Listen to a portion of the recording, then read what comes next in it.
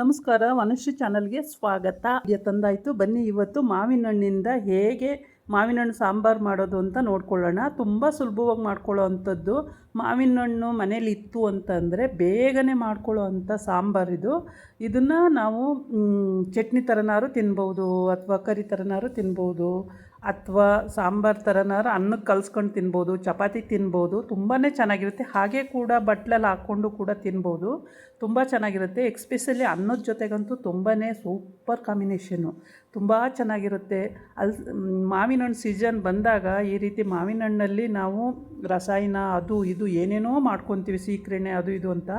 ಆದರೆ ಈ ಮಾವಿನ ಹಣ್ಣು ಸಾಂಬಾರು ತುಂಬಾ ಚೆನ್ನಾಗಿರುತ್ತೆ. ಒಂದು ತಟ್ಟೆ ಅನ್ನ ತಿನ್ನೋರು 2 ತಟ್ಟೆ ಅನ್ನ ತಿಂತಾರೆ. ಖಾರ ಪುಡಿ ಉಪ್ಪು ಹಾಕಿ ಕಲಿಸಿದ್ದೀನಿ.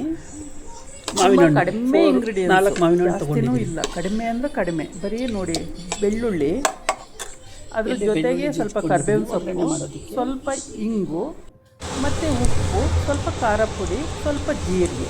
ಇಷ್ಟೇ ಇಂಗ್ರೀಡಿಯೆಂಟ್ಸ್ ಹಾಕೋ ಅಂಥದ್ದು. ಇಷ್ಟು ಬಿಟ್ಟರೆ ಮತ್ತಿನ್ನೇನು ಬೇಕಾಗಿಲ್ಲ. ಉಪ್ಪು ಖಾರ ಕರೆಕ್ಟಾಗಿ ನೋಡಿಕೊಂಡ್ರೆ ಸಾಕು, ಇನ್ನೇನು ಬೇಕಾಗಿಲ್ಲ. ತುಂಬಾ ಟೇಸ್ಟಿಯಾಗಿರುತ್ತೆ, ಚೆನ್ನಾಗಿರುತ್ತೆ. ಸ್ವಲ್ಪ ಕುದಿಸ್ಬಿಟ್ರೆ ಆಯಿತು. ಈ ಥರ ಎಲ್ಲ ಹಾಕಿ ಫಸ್ಟೇ ಕಲಿಸ್ಬಿಡ್ಬೇಕು. ಮಾವಿನ ಹಣ್ಣನ್ನು ಸುಲಿದ್ಬಿಟ್ಟು ಒಂದು ಪಾತ್ರೆಯಲ್ಲಿ ಹಾಕ್ಕೊಂಡು ಅದರ ರಸ ಮತ್ತು ಅದು ಗೋಟೆ ಇರುತ್ತಲ್ಲ, ವಾಟೆ ಅಂತಾರಲ್ವ, ವಾಟೆನ ಚೆನ್ನಾಗಿ ಒಂದು ಸ್ವಲ್ಪ ಚೂಸ್ಬೇಕು, ಜಾಸ್ತಿ ಚೂಸ್ಬಾರ್ದು.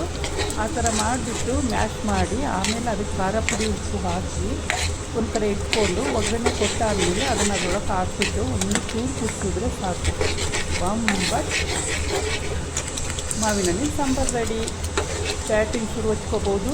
ತುಂಬಾ ಚೆನ್ನಾಗಿರುತ್ತೆ. ಬಿಸಿ ಅನ್ನ, ತುಪ್ಪ, ಮಾವಿನ ಹಣ್ಣು ಸಾರು ಹಾಕ್ಕೊಂಡು ಮೇಲೊಂದು ಸ್ವಲ್ಪ ಕೊತ್ತಂಬರಿ ಸೊಪ್ಪನ್ನು ಕಟ್ ಮಾಡಿ ಹಾಕ್ಕೊಂಡು ತಿಂತಾ ಇದ್ದರೆ ಹೇಗಿರುತ್ತೆ ಅಂದರೆ ಅದ್ರ ಕಥೆನೇ ಬೇರೆ ಬಿಡಿ, ಅಷ್ಟು ಸೂಪರಾಗಿರುತ್ತೆ.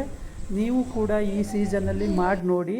ಇದಾಗಿತ್ತು ಇವತ್ತಿನ ವಿಡಿಯೋ. ನಾಳೆ ಇನ್ನೊಂದು ವಿಡಿಯೋ ಜೊತೆ ಬರ್ತೀನಿ. ನಮಸ್ಕಾರ.